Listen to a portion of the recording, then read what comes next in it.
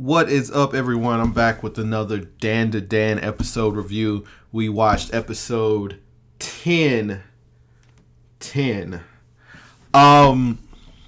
Jumping right into the episode. So, spoiler alert ahead. Spoilers for anybody who has not seen DanDaDan.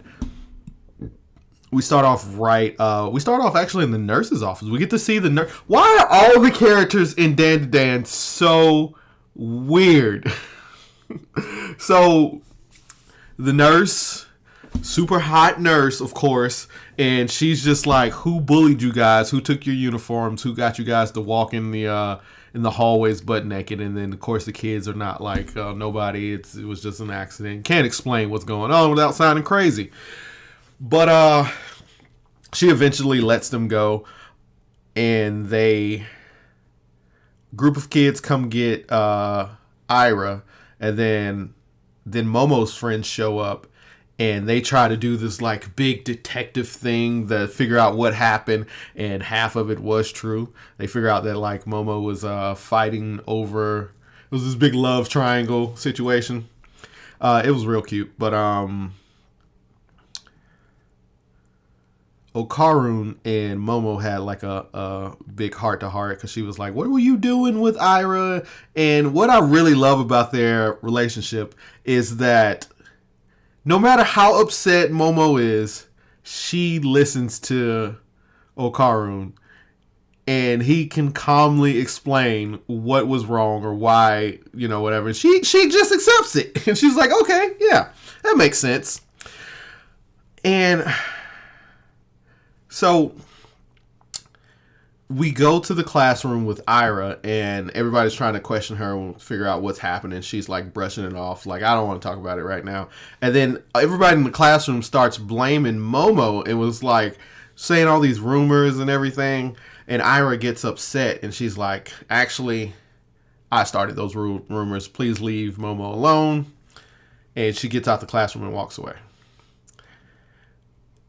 At this point, the rivals are becoming friends, I guess. And she goes to the outskirts of the school, and then Momo shows up, and she asks her what happened, and then this back and forth happens, and then the mantis shrimp from the last episode shows up, and they're like, what do we do? And he passes out. Flat on the ground, and they actually take him back to grandma's house. And while they're taking him, he has like a little flashback, and you see like him and his kids and his family. You see somebody, whatever, and he wakes up, and they've bandaged him up, and they try to like talk to him, and they've cooked for him, and he goes, I've never had anybody show me proper medical attention before. That was just hilarious for me. But we find out a little bit about his backstory. He's a different type of aliens from the aliens that have been showing up and trying to steal the bananas. But his race of aliens are mainly hired as bodyguards, and he's like the weakest alien. So they hired him to help take bananas, I guess. And earlier, that was really important information. Earlier, Okarun was like trying to figure. He finally dropped the knowledge of aliens and ghosts. The aliens have the technology to invade the world, but they can't do anything about the ghosts. The ghosts are supernatural powers, and the aliens don't know how to combat that. So they can't take over Earth yet. And that's why they want Okarun and Ira and Momo, because they want their powers to be able to like handle the ghosts. So aliens and ghosts are kind of enemies. And I was like, man, I was waiting for somebody to explain that, because it's just so drastically different of the ghosts in the aliens. So that was pretty cool. But so the mantis shrimp is explaining like where he came from and how he was hired and stuff. And then he explains that his backstory.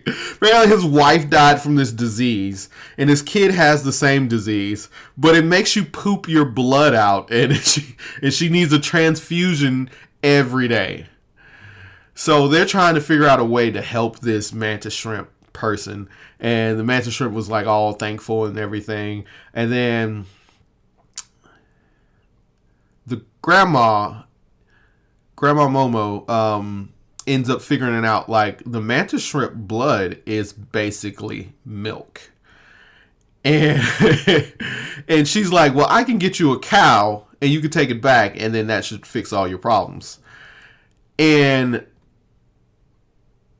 just epiphany moment, that's why aliens abduct cows. So that, I don't know. But anyway, so the alien, they get the cow. The alien abducts the cow. You see this big. One thing about DanDaDan, it's gonna sit in the pretty animation. There was this big scene where the alien spaceship takes off and zooms through outer space. It was like the longest scene in animation drawn out. Or, you know, like, it was just drawn out, and it was like real pretty. And then the blast off was real pretty. The abduction of the cow was real pretty. And I was like, they're gonna sit in their good animation. They know where their good animation spots are, and they're gonna sit in it. So I really enjoyed that. And then I think that was about it. That was where the episode was. That's all I remember. But that was a really good episode. I was hoping that we'd get to see more of the mantis shrimp, but it seemed like he went away. Oh, and then we went back to the house. Okarun and they were all eating. Okarun and Turbo Granny started fighting because I guess Turbo Granny doesn't like Okarun. Just like he stole some. They were eating sushi. He stole some sushi. Then Momo and Miss ISA started fighting, and there was a knock at the door. Oh, that's what happened. They needed new uniforms, and they was trying to get Grandma to buy them uniforms, and there was a knock at the door, and it was somebody. It was this guy right here. This guy shows up, and he's like, apparently Miss ISA's long lost friend, first best friend, and first crush. And Okarun's instantly jealous, just upset. I can't wait to see where it goes. What this guy can do, how important in the story he's gonna be, and how Okarun's gonna, cause Miss ISA was jealous of Ira, and then now Okarun's gonna be jealous of this new guy. I forgot his name already. I'm gonna remember these people's names, but I love this anime. This anime has made me laugh. It's made me cry. I cannot express enough how perfect this anime is. It is really weird. It is really weird, but it's anime of the year. If you can get past the weird moments, it's anime of the year. It's great. Anyway, what did you guys think about episode 10? Let me know. Have you watched it? Was it too weird for you? Did you see the mantis shrimp coming? What do you think is going to happen? What's the predictions? Non-manga readers, what's the predictions of the show? Anyway, hope you guys have a good night. Bye.